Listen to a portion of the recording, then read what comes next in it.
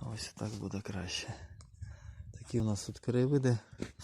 А я хочу показати вам чудову панораму. У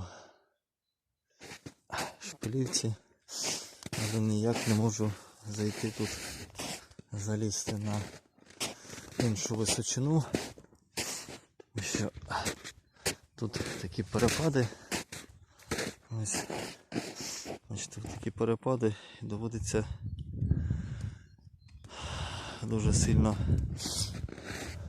старатися, щоб перейти з одного байрака в інший.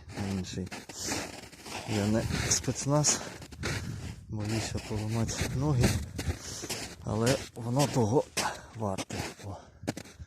Ну, майже. Тут дуже гарно. О, там сама вища точка по мапі. От. Це такий собі у нас Еверест.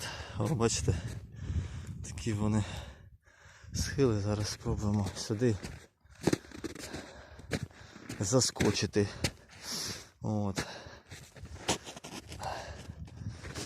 Дуже мальовнича місцевість, але можна легко зламати ноги у пошуках пригод, чого мені не хочеться.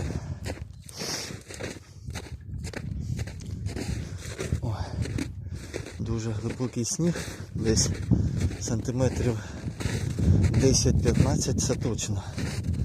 Ось. Ну, але тим не менше. Ого-го. О, друзі, у мене голова може закружитися. Дивіться, який краєвид, а? Оце краєвид.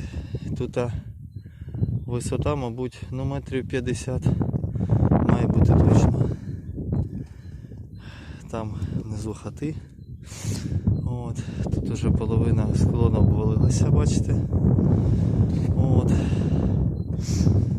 Здобували, я так розумію, що пісок. От.